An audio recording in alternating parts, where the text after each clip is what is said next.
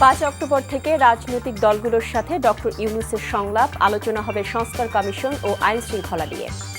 আওয়ামী লীগ ও 14 দলের বিরুদ্ধে কারফিউ জারি করে গণহত্যার অভিযোগ আন্তর্জাতিক ট্রাইব্যুনালে। সাবেক স্বরাষ্ট্রমন্ত্রী কামালের দেশ ছাড়ার তথ্য জানে না র্যাব, নজরুল ইসলাম, সালাম মুর্শিদি রিমান্ডে।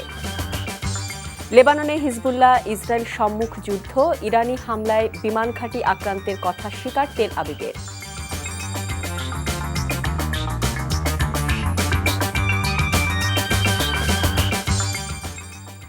আসসালামু আলাইকুম, মোহসেনা শাওন আপনাদের সবাইকে আমন্ত্রণ জানাচ্ছি এনটিভি সন্ধ্যার খবরে। ক্রাউন সিমের শিরোনাম দেখছিলেন, এবার পুরো খবর।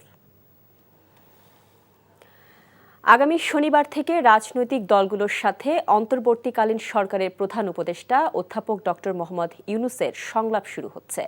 প্রধান উপদেষ্টার প্রেস সচিব শফিকুল আলম আজ সংবাদ সম্মেলনে একথা জানান। রাজধানীর ফরেন সার্ভিস একাডেমিতে সংবাদ সম্মেলনে অনুষ্ঠিত হয়। তিনি বলেন, সংলাপে রাজনৈতিক দলগুলোকে 6 সংস্কার কমিশনের কাজের অগ্রগতি সম্পর্কে অবহিত করা হবে। তার সাথে আইন শৃঙ্খলা বিষয়েও আলোচনা করা হবে। এসব বিষয়ে রাজনৈতিক দলগুলোর পরামর্শ নেওয়া হবে বলে উল্লেখ করেন প্রেস সচিব। এ সময় অন্তর্বর্তী সরকারের নানা পদক্ষেপের সমালোচনা প্রসঙ্গে তিনি বলেন, বিপ্লবের পর যে সরকার গঠন হয়েছে তা জনগণের সরকার, তাই যা সিদ্ধান্ত নেওয়া হচ্ছে তা জনগণেরই সিদ্ধান্ত। প্রধান দলগুলোর সাথে উপদেষ্টা মণ্ডলী কথা বলবেন এবং আপনারা শনিবারই জানবেন কাদের সাথে কথা হচ্ছে। কমিশনগুলোর যে কাজ হচ্ছে সেই কাজের অগ্রগতি অবহিত করা, আর একটা হচ্ছে যে বাংলাদেশের এখন যে ল অ্যান্ড অর্ডার যে সিচুয়েশন, আমরা কতটুকু ইমপ্রুভ করলাম সেগুলোকে তাদের সাথে মত বিনিময় করা। আর আপনি আবারও বলি, এই ডায়ালগটা হচ্ছে একটা চলমান প্রক্রিয়া, এর আগেও 2 দফা হয়েছে। রাজধানী যাত্রাবাড়ী ও আদাবর থানার পৃথক 2 হত্যা মামলায় এক্সিম ব্যাংকের সাবেক চেয়ারম্যান নজরুল ইসলাম মজুমদারের 7 দিন এবং সাবেক সংসদ সদস্য আব্দুস সালাম মুর্শিদির 2 দিনের রিমান্ড মঞ্জুর করেছে আদালত। বিকেলে ঢাকা মেট্রোপলিটন ম্যাজিস্ট্রেট আদালতে শুনানি শেষে বিচারক এই আদেশ দেন। অন্যদিকে পল্টন থানার হত্যা মামলায় সাবেক প্রধানমন্ত্রী শেখ হাসিনার মুখ্য সচিব ও উপদেষ্টা কামাল আব্দুল নাসেরের 4 দিনের এবং সাবেক যুব ও ক্রীড়া সচিব মেসবাউদ্দিন আহমেদের 3 দিনের রিমান্ড মঞ্জুর করে আদালত। এছাড়া গুলশান থানার আরেক হত্যা মামলায় বসুন্ধরা গ্রুপের কোঅর্ডিনেটর নাসিক জামান আদনানকে 2 দিনের রিমান্ডে পাঠিয়েছে আদালত। মোহাম্মদ নজরুল ইসলাম মজুমদার হত্যা মামলায় এই আসামির সংশ্লিষ্টতা এবং তার সহযোগিতা বিষয়টা তদন্তকারী কর্মকর্তা প্রাথমিক তদন্তে নিশ্চিত হওয়ার কারণে তাকে এই হত্যা মামলায় আজকে গ্রেপ্তার করে আদালতে উপস্থিত করা হয়। বিজ্ঞ আদালত তার বিরুদ্ধে 7 দিনের রিমান্ড মঞ্জুর করেন। আব্দুস সালাম মুর্শিদি, তাকেও একটি হত্যা মামলায় তার জড়িত থাকার বিষয়টা নিশ্চিত করার পর তার বিরুদ্ধে রিমান্ড প্রার্থনা করেন। উভয় পক্ষের শুনানি অন্তে বিজ্ঞ আদালত 2 দিন রিমান্ড মঞ্জুর করেন। বিভিন্ন সময়ে আলোচিত দেশের বৃহৎ 7টি শিল্পগোষ্ঠীর মালিকানা হস্তান্তর স্থগিত করাতে চিঠি দিয়েছে জাতীয় রাজস্ব বোর্ড এনবিআর। গত রোববার সংশ্লিষ্ট পরিদপ্তরগুলোতে এই চিঠি পাঠায় এনবিআরের কেন্দ্রীয় গোয়েন্দা সেল। বেক্সিমকো, বসুন্ধরা, এসালম, নাসা, সামিট, ওরিয়ন এবং থার্ড ওয়েভ টেকনোলজিস বা নগদ লিমিটেডের মালিকানা হস্তান্তর স্থগিত করতে যৌথ মূলধনী কোম্পানি এবং ফার্মসমূহের পরিদপ্তরকে এই চিঠি দিয়েছে এনবিআর। চিঠিতে বলা হয়েছে, চলমান তদন্ত অনুযায়ী এই কোম্পানিগুলোর বিরুদ্ধে কর ফাঁকির অভিযোগ সহ আর্থিক অনিয়মের গুরুতর অভিযোগ রয়েছে। এ কারণ দেখিয়ে জনস্বার্থে এসব কোম্পানির শেয়ার হস্তান্তর অর্থাৎ বেচা কেনা ও দানকে স্থগিত করার অনুরোধ জানানো হয়েছে। দেশে দুর্বল ব্যাংকগুলো এখন চরম তারল্য সংকটে ভুগছে, যার খেসারত দিতে হচ্ছে সাধারণ গ্রাহকদের। অনেকেই এসব ব্যাংক থেকে প্রয়োজন অনুযায়ী টাকা তুলতে পারছেন না। তবে বাংলাদেশ ব্যাংকের নিশ্চয়তায় দুর্বল ব্যাংকগুলোকে ঋণ দেওয়া শুরু করেছে কয়েকটি সবল ব্যাংক। এরই মধ্যে প্রায় 1000 কোটি টাকা দেয়া হয়েছে। বিশেষজ্ঞরা বলছেন, গ্রাহকদের স্বার্থে দুর্বল ব্যাংকগুলোর পুনরুদ্ধার জরুরি। সেক্ষেত্রে কিছুটা সময় লাগবে বলেও মনে করছেন তারা। হাসানুর শাওনের রিপোর্ট। দীর্ঘদিন ধরেই নানা অনিয়ম আর দুর্নীতিতে জর্জরিত দেশের ব্যাংক খাত। নিয়ম না মেনে নামে বেনামে ঋণ নিয়ে লোপাট করা হয়েছে হাজার হাজার কোটি টাকা। ফলাফল, দুরবস্থায় কিছু ব্যাংক, যাদের তারল্য সংকট এখন চরমে। কয়েকটি ব্যাংকের অবস্থা এমন যে তাদের অনেক শাখায় নগদ টাকার লেনদেন বন্ধ হওয়ার পথে। চাহিদা অনুযায়ী গ্রাহকদের টাকা দিতে পারছে না এসব ব্যাংক, যাতে ভোগান্তি আর অনিশ্চয়তায় গ্রাহকরা। ম্যানেজার অবশ্য ম্যানেজার বললো টাকা নেই, এবার কোন বিপদে পড়ি আল্লাহ জানে। টাকা আমার 6 লাখ লাগবে, এখন যদি আমি 50,000 উঠে তো সমস্যা তো হচ্ছে। আমি আমার টাকা আমার দরকারের সময় খরচ করতে পারতেছি না, এর থেকে বড় ভোগান্তি আর কি হতে পারে। আমি তো ব্যাংকের কাছে দয়া চাচ্ছি না, ব্যাংক তো আমাকে লোন দিচ্ছে না, আমার টাকা আমি নিব সেটাই পাচ্ছি না। খোদ বাংলাদেশ ব্যাংকই বলেছে 10টির মতো ব্যাংক দেউলিয়া হওয়ার পথে। অন্যদিকে আবার এটাও ঠিক, অনেক ব্যাংক দেউলিয়া হয়ে আছে, কিন্তু আমরা কাস্টমারের স্বার্থ রক্ষা করব। সংকট থেকে পুনরুদ্ধারে বিশেষ নজরদারিতে আনা হয়েছে ব্যাংকগুলোকে। এসব ব্যাংকের পরিচালনা পর্ষদ পুনর্গঠনের পাশাপাশি তারল্য সংকট কাটাতে নেওয়া হচ্ছে নানা উদ্যোগ। বাংলাদেশ ব্যাংক কিন্তু বেশ কিছু পদক্ষেপ গ্রহণ করেছেন যাতে করে কোনো ধরনের একটা অনিশ্চয়তা সৃষ্টি না হয়। বোর্ড পুনর্গঠন করে আর্থিক সহায়তা দিয়ে অন্যান্য ব্যাংক থেকে ঋণের ব্যবস্থা করে এটা, আর মধ্যমেয়াদে বিভিন্ন টাস্ক ফোর্স গঠন করে এই সেক্টরটার যে ধরনের সংস্কার দরকার সেটা। আমার মনে হয় যে এটা কিছুটা সময় লাগবে, কিন্তু একটা সুস্থ ব্যাংকিং খাতের দিকে যাওয়ার জন্য যে ধরনের পদক্ষেপগুলি প্রয়োজন ছিল সেগুলো কিন্তু নেওয়া শুরু হয়েছে। এবার আর টাকা ছাপিয়ে দুর্বল ব্যাংকগুলোকে দিতে চায় না বাংলাদেশ ব্যাংক। তবে বাংলাদেশ ব্যাংকের গ্যারান্টি বা নিশ্চয়তায় এসব ব্যাংককে ঋণ দিতে রাজি হয়েছে কিছু সবল ব্যাংক। এতে প্রাথমিকভাবে এসব ব্যাংকের তারল্য সংকট কিছুটা কাটবে বলেই মনে করা হচ্ছে। সরকারের পক্ষ থেকে ব্যাংকগুলোকে লিকুইডিটি সাপোর্ট দেওয়া দরকার, অন্তত একটা সার্টেন লেভেল হলেও দেওয়া দরকার বলে আমি মনে করি। এতে করে হয়তো ম্যাক্রো ইকোনমিক স্টেবিলিটিতে কিছুটা সমস্যা হতে পারে, কিন্তু আমি মনে করি না যে খুব বড় সমস্যা হবে। কিন্তু এর চাইতে বড় বিশৃঙ্খলা হবে যদি জনগণ তাদের টাকা উঠাতে না পারে। অনেক ধরনের মানুষের অসুবিধা থাকে, সুতরাং ব্যাংকে টাকা রেখেছে সেই টাকা যদি না পাওয়া যায় তাহলে অনেকেই দেউলিয়া হয়ে যাবে, দরিদ্র হয়ে যাবে, বিভিন্নভাবে ক্ষতিগ্রস্ত হতে পারে। তবে ব্যাংক খাতের দুরবস্থার জন্য দায়ী ব্যক্তি, প্রতিষ্ঠান এবং ব্যাংক কর্মকর্তাদের বিরুদ্ধে কঠোর ব্যবস্থা গ্রহণের তাগিদ বিশেষজ্ঞদের। Hasanul Shaon, NTV news, Dhaka. জনগণের সরকার প্রতিষ্ঠা করতে দ্রুত সময়ের মধ্যে নির্বাচন অনুষ্ঠানে তাগিদ দিয়েছে বিএনপি। নয়াপল্টন কেন্দ্রীয় কার্যালয়ে সংবাদ সম্মেলনে এই আহ্বান জানান বিএনপির স্থায়ী কমিটির সদস্য ডক্টর AZM জাহিদ হোসেন। বর্তমান সরকারের প্রতি বিএনপির সমর্থন রয়েছে জানিয়ে তিনি বলেন, অন্তর্বর্তী সরকার যখন আলোচনায় বসতে চাইবে তাতে বিএনপি সাড়া দেবে। ডক্টর জাহিদ বলেন, দেশকে অস্থিতিশীল করতে আওয়ামী লীগের দোসররা ষড়যন্ত্র করছে, তবে এসব ষড়যন্ত্র মোকাবেলায় দেশের মানুষ প্রস্তুত রয়েছে। যারাই বিগত সময়ের আন্দোলনে নির্যাতন চালিয়েছে তাদের দেশে এনে বিচার করার তাগিদ দেন তিনি। দ্রুততম সময়ের মধ্যে জনগণের পছন্দের সরকার করার, নির্বাচন করার ক্ষমতা জনগণের হাতে দিন। আর যারা এখনো বসে আছেন তারা বিশেষ করে পিএসসিতে এই দুদুকে এবং সরকারের বিভিন্ন পোস্ট পজিশনে কমিশনের মধ্যে বসে বসে এখনো চুপচাপ আগের সরকারের ষড়যন্ত্র বাস্তবায়ন করার চেষ্টা করছেন, তাদেরকে বলবো সময় থাকতে নেমে যান, পদত্যাগ করুন, তা নাহলে জনরোষ থেকে কেউ রেহাই পাবেন না। এনটিভির বার্তা সম্পাদক ও জাতীয় প্রেস ক্লাবের ব্যবস্থাপনা কমিটির সদস্য সীমান্ত খোকনের প্রতি শেষ শ্রদ্ধা জানিয়েছে জাতীয় প্রেস ক্লাব ও বাংলাদেশ ফেডারেল সাংবাদিক ইউনিয়ন সহ বিভিন্ন সাংবাদিক সংগঠন। এরপর জাতীয় প্রেস ক্লাব ও তার কর্মস্থল এনটিভি কার্যালয়ের সামনে তার নামাজের জানাজা অনুষ্ঠিত হয়। পরে নিজ গ্রাম কিশোরগঞ্জের উদ্দেশ্যে রওনা হয় লাশবাহী অ্যাম্বুলেন্স। তারাইল উপজেলার দামিহা ইউনিয়নে পারিবারিক কবরস্থানে তাকে দাফনের প্রস্তুতি চলছে। তার অকাল মৃত্যুতে শোক জানিয়েছেন এনটিভির চেয়ারম্যান মোসাদ্দেক আলী। আপেল শাহরিয়ারের রিপোর্ট। মৃত্যু চিরন্তন, তবে অকাল মৃত্যু মেনে নেওয়া কঠিন। এনটিভির বার্তা সম্পাদক সীমান্ত খোকনের এমন মৃত্যুতে শোকাহত তার পরিবার, এনটিভি পরিবারের সদস্য সহ সাংবাদিক সমাজ। বুধবার জানাজা ও শ্রদ্ধা নিবেদনের জন্য জাতীয় প্রেস ক্লাবে নেওয়া হয় তার মরদেহ। এ সময় শোকাবহ পরিবেশে তার কর্মময় জীবনের স্মৃতিচারণ করেন সাংবাদিক পেশায় দীর্ঘদিনের সহযোদ্ধারা। তার ছেলেও জাতীয় প্রেস ক্লাব নিয়ে তার বাবার আবেগের কথা জানান। দীর্ঘ সময় ধরে আপনাদের সাথে ছিলেন, লাস্ট মনে হয় ম্যানেজিং কমিটির ইলেকশনের জন্য যে পরিমাণ এক্সাইটমেন্ট নিয়ে কাজ করেছে, আমি মনে হয় দেখি নাই বাবাকে ওইরকম অবস্থায় আগে। তার যদি কোনো ভুল ত্রুটি থাকে আপনারা ক্ষমা দৃষ্টিতে দেখবেন। মেনে নেওয়া যায় না কোনোভাবে।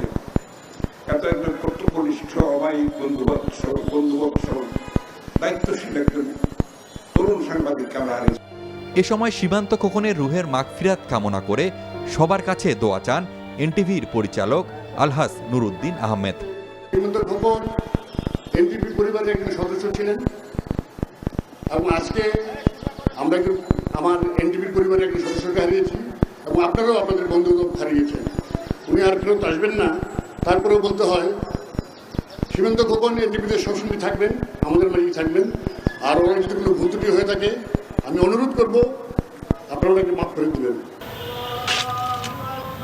পরে বাদ জোহর ক্লাব প্রাঙ্গণে অনুষ্ঠিত হয় তার প্রথম নামাজে জানাজা। জাতীয় প্রেস ক্লাব, বাংলাদেশ ফেডারেল সাংবাদিক ইউনিয়ন, ঢাকা রিপোর্টার্স ইউনিটি সহ বিভিন্ন সাংবাদিক সংগঠন তার প্রতি শ্রদ্ধা জানান। পরে তার মরদেহ প্রিয় কর্মস্থল এনটিভি কার্যালয়ে নেওয়া হয়। এক যুগেরও বেশি সময় ধরে এ টেলিভিশনে কর্মরত ছিলেন তিনি। তাকে এভাবে বিদায় জানাতে হবে মানতেই পারছেন না সহকর্মীরা।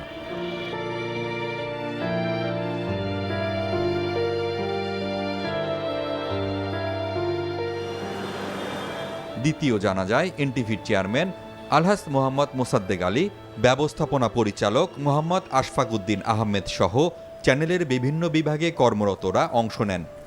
সকলের দিকে তাকালে আপনারা বুঝতে পারবেন যে তারা কোনোভাবেই তার এই অসময় চলে যাওয়াটা মেনে নিতে পারছেন না। তিনি নামাজি মানুষ ছিলেন, ক্রিয়েটিভ মানুষ ছিলেন, সর্বোপরি তিনি একজন ভালো মানুষ ছিলেন। আমরা আল্লাহর কাছে দোয়া করি তার এই ভালো কাজের বিনিময়ে আল্লাহ তার রুহের মাগফিরাত দিক এবং দেশবাসীর জন্য আমরা তার জন্য দোয়া কামনা করছি। এরপর তার মরদেহ নেওয়া হচ্ছে গ্রামের বাড়ি কিশোরগঞ্জের তারাইল উপজেলার দামিহা ইউনিয়নে। তৃতীয় জানাজা শেষে পারিবারিক কবরস্থানে চিরনিদ্রায় সমাহিত করা হবে সীমান্ত খোকনকে। মঙ্গলবার ঢাকার শান্তিনগরের বাসায় মারা যান তিনি। Apple Shahriar, NTV news, Dhaka. চাকরিতে প্রবেশের বয়স বাড়াতে শিক্ষার্থীদের দাবি যৌক্তিক, তবে কত বাড়ানো হবে সে সিদ্ধান্ত 7 দিনের মধ্যে সুপারিশ করা হবে বলে জানিয়েছেন চাকরিতে প্রবেশের যৌক্তিক বয়সসীমা নির্ধারণে সরকার গঠিত কমিটির আহ্বায়ক আব্দুল মুঈদ চৌধুরী। সকালে সচিবালয়ের শিক্ষার্থীদের সাথে বৈঠক শেষে একথা বলেন তিনি। আর চাকরিতে প্রবেশের বয়সসীমা ন্যূনতম 35 ও শর্ত সাপেক্ষে কিছু ক্ষেত্রে উন্মুক্ত করার দাবি জানানো হয়েছে শিক্ষার্থীদের পক্ষ থেকে। রিপোর্ট করছেন রোকনউদ্দিন। চাকুরিতে প্রবেশের বয়সসীমা 35 করার দাবিতে শিক্ষার্থীদের আন্দোলনের প্রেক্ষিতে সোমবার একটি কমিটি গঠন করে জনপ্রশাসন মন্ত্রণালয়। আর বুধবার সচিবালয়ে আন্দোলনরত শিক্ষার্থীদের প্রতিনিধিদের সাথে প্রায় ঘণ্টা দুয়েক বৈঠক করেন কমিটির আহ্বায়ক সহ সদস্যরা। বৈঠকে নিজেদের দাবির যৌক্তিকতা তুলে ধরা হয়েছে বলে জানান শিক্ষার্থীরা। আমাদের মূল দাবি যেটি সেটা হলো যে আন্তর্জাতিক মানদণ্ড অনুযায়ী যৌক্তিকতার সাপেক্ষে বাংলাদেশের চাকরিতে আবেদনের বয়সসীমা ন্যূনতম 35 এবং শর্ত সাপেক্ষে উন্মুক্ত। আমরা স্যারকে দাবি জানিয়েছি, স্যার এমন একটি সুন্দরভাবে সমাধানের পথ বেছে নেবেন যাতে আন্দোলন মাঠে থেকে না যায়। আর শিক্ষার্থীদের দাবি যৌক্তিক ধরে নিয়েই কমিটি কাজ করছে বলে জানান কমিটির আহ্বায়ক। বয়স বৃদ্ধি করার যৌক্তিকতা আছে, এই বিষয়ে কোনো সন্দেহ নেই।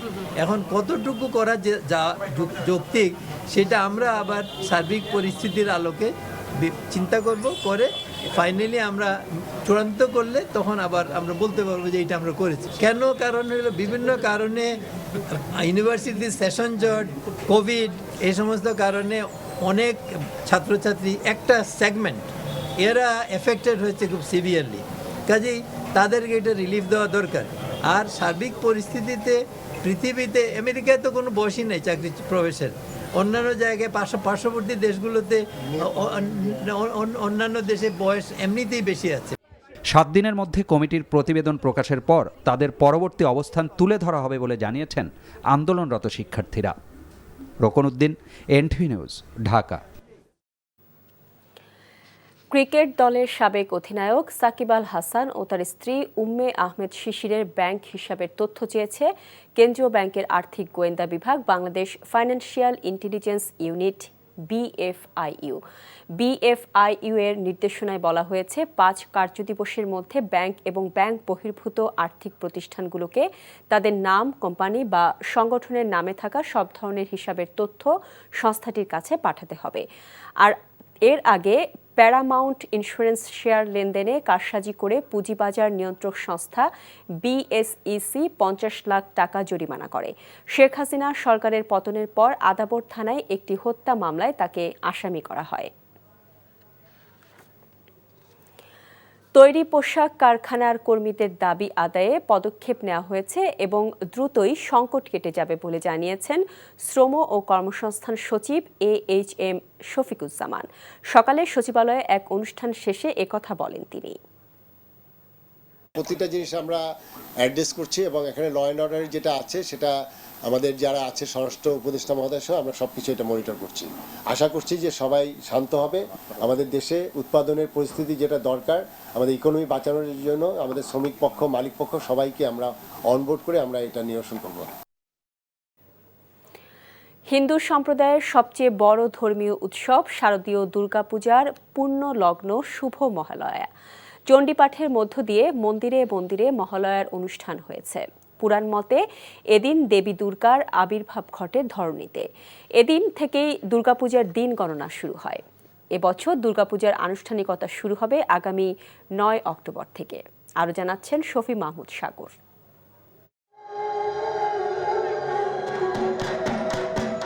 অশুভ শক্তির বিনাশিনী দেবী দুর্গার আগমন ধ্বনিত হয় মর্তে। ভাব মাধুরীর সঞ্জীবন তাই আনন্দিতা শ্যামলী মাতৃকার এ যে দেবী দুর্গার সূচনা লগ্ন। স্বর্গলোক থেকে মর্তে মহামায়ার দেবীর আগমনের ক্ষণ গণনা শুরু আজ থেকে। পূর্বাহ্নে চণ্ডীপাঠ, ঘট স্থাপন আর প্রার্থনা মন্ত্রে ছিল দেবী আগমনের আবাহন। আমরা সবাই চাই যে আমাদের দেশে সম্প্রীতি বজায় থাকুক, সেটা যে ধর্মেরই হোক, যে বর্ণেরই হোক। সবাই যেন ভালো থাকে, বিশ্ববাসী যেন ভালো থাকে, এই কামনাই করি। মায়ের এই আগমনের প্রেক্ষিতে এই সংকট কেটে যাক, পৃথিবীতে আমাদের সকলের শান্তি বর্ষিত হোক। পুরাণ মতে মহালয়ার দিনেই দেবী দুর্গা মহিষাসুর বধের দায়িত্ব পান। মহালয়ায় দুর্গার সৃষ্টির বর্ণনা আর দেবী বন্দনার সুরে মোহিত হয় ভক্তের হৃদয়। আমাদের সামনের যে দিনগুলো আসছে সেগুলো যেন মা সুন্দর এবং সুষ্ঠুভাবে সবার জন্য নিয়ে আসে। মায়ের কাছে চাওয়া এটাই যে এই স্বাধীনতা যেন আমাদের থাকে, এই স্বাধীনতা যেন রক্ষা করতে পারি। দুর্গার আগমন এটা একটা প্রতীকী উৎসব, মানে অশুভ নাশ করা, তারপরে অসুর নাশ করা এবং যত পাপ আছে সেই পাপ দূর করা, এই আশাটাই আমরা মনে মনে লালন করি। আগামী 9 অক্টোবর মহাষষ্ঠীর মধ্য দিয়ে শুরু হবে শারদীয় দুর্গাপূজার মূল আনুষ্ঠানিকতা। 13 অক্টোবর দশমীতে প্রতিমা বিসর্জনের মাধ্যমে শেষ হবে দুর্গা উৎসব। সকল অশুভ শক্তির বিনাশে এবার দেবী দুর্গা মর্তে আসবেন পালকিতে চড়ে আর ফিরবেন গজে করে। শফি মাহমুদ সাগর, NTV news, Dhaka.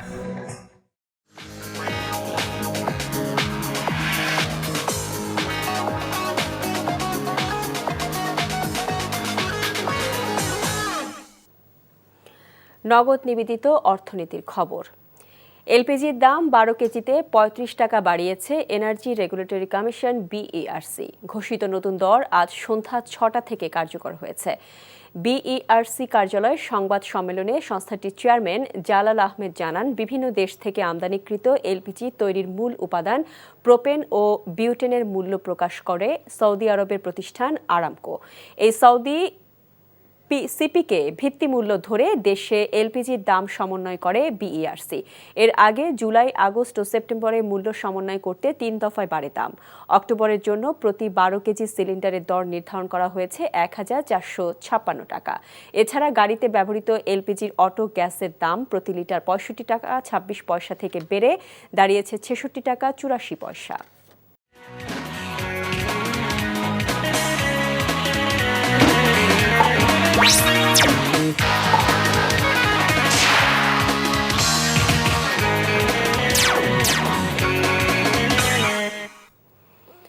Ispahani premier টি খেলার খবর। নারী বিশ্বকাপের খবর। স্বাগতিক হয়েও এবার টি-20 বিশ্বকাপটা অন্য দেশে খেলতে হচ্ছে বাংলাদেশের মেয়েদের। পরিবর্তিত পরিস্থিতিতে কাল আসরের উদ্বোধনী ম্যাচ বিকেল 4টায় নিকার্তে প্রতিপক্ষ স্কটল্যান্ড। এ ম্যাচকে ঘিরে বাংলাদেশের প্রস্তুতিটা ভালোই। অনুশীলন 2 ম্যাচে 1টি করে জয় পরাজয় তাদের। পাকিস্তানকে হারালেও তারা হেরেছে শ্রীলঙ্কার বিপক্ষে।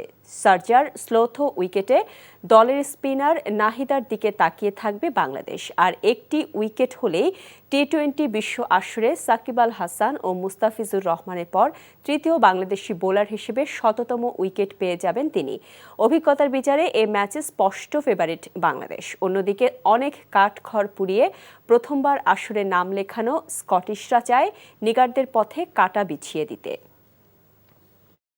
কোনো টিমকে লাইটলি নেওয়ার কোনো অবকাশ নেই, কারণ প্রত্যেকটা টিমে এখানে সেম ক্যাপাসিটি নিয়ে এসেছে এবং সবার ভিতরে সেম ক্ষুধা আছে যে সবাই ম্যাচ উইন করতে চায়।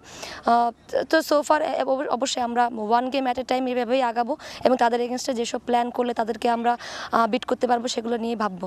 It's very much important that we play our a game. 20 crore মানুষের প্রতিনিধিত্ব করছে মেয়েরা। ব্যাটিং বোলিং নিয়ে ক্রিকেটারদের সঙ্গে বিশদ কথা হয়েছে। স্কটল্যান্ডকে হারাতে আমাদের সেরাটাই খেলতে হবে। আশা করছি ইতিবাচক খেলে ফল আমাদের পক্ষে নিয়ে আসতে পারবো।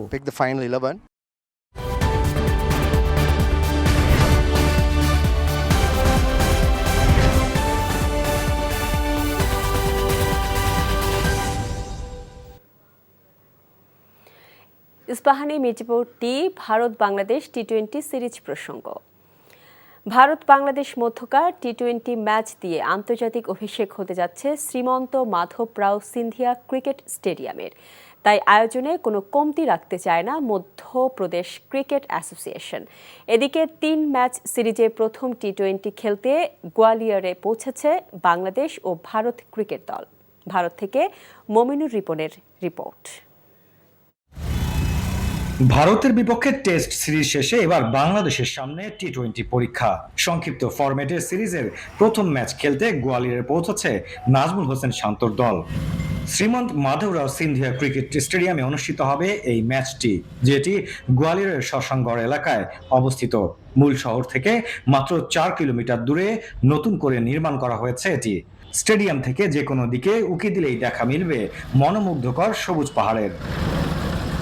এই স্টেডিয়ামের ইতিহাসের সাথে জড়িয়ে থাকবে বাংলাদেশের নামও, কারণ প্রতিবেশী 2 দেশের মধ্যকার ম্যাচ দিয়ে আন্তর্জাতিক অঙ্গনে নাম জড়াতে যাচ্ছে এই স্টেডিয়ামটি। Newly built with new technologies. প্রথম আন্তর্জাতিক ম্যাচ বলে সংশ্লিষ্ট সবাই বেশ রোমাঞ্চিত। এখানে প্রথম আর গোয়ালিয়রে প্রায় 14 বছর পর আন্তর্জাতিক ম্যাচ অনুষ্ঠিত হতে যাচ্ছে। তাই এই ম্যাচটি আমাদের জন্য বিশেষ কিছু। চূড়ান্ত না হলেও উদ্বোধনী দিনে কিছু আয়োজনের পরিকল্পনা আছে আমাদের। গোয়ালিয়রের ঐতিহ্যবাহী রাজ পরিবারের দেয়া 30 একর জমিতে এই স্টেডিয়ামটি নির্মাণ করেছে মধ্যপ্রদেশ ক্রিকেট অ্যাসোসিয়েশন। রাজ পরিবারের উত্তরসূরি মাধবরাও সিন্ধিয়া নিজেও ক্রিকেটার ছিলেন বলেই এই স্টেডিয়ামটি করা হয়েছে তার নামেই। বাংলাদেশ ও ভারতের মধ্যকার ম্যাচ দিয়ে আন্তর্জাতিক অভিষেক হতে যাচ্ছে মাধবরাও সিন্ধিয়া ক্রিকেট স্টেডিয়ামের। বিশ্বের খুব কম স্টেডিয়ামেই এমন সুযোগ মেলে বাংলাদেশের। তাই বলা যায় নাজমুল হোসেন শান্তদের জন্য এটি হতে যাচ্ছে ঐতিহাসিক একটি মুহূর্ত। Mominur Ripon, NTV news, Gwalior, Bharat. আর এরই সাথে শেষ করছি সন্ধ্যার খবর। তবে যাবার আগে ক্রাউন সিমেন্ট শিরোনামগুলো জানিয়ে যাব আরও একবার। 5 অক্টোবর থেকে রাজনৈতিক দলগুলোর সাথে ডক্টর ইউনূসের সংলাপ, আলোচনা হবে সংস্কার কমিশন ও আইন শৃঙ্খলা নিয়ে। আওয়ামী লীগ ও 14 দলের বিরুদ্ধে কারফিউ জারি করে গণহত্যার অভিযোগ আন্তর্জাতিক ট্রাইব্যুনালে। সাবেক স্বরাষ্ট্রমন্ত্রী কামালের দেশ ছাড়ার তথ্য জানে না র্যাব, নজরুল ইসলাম, সালাম মুর্শিদি রিমান্ডে।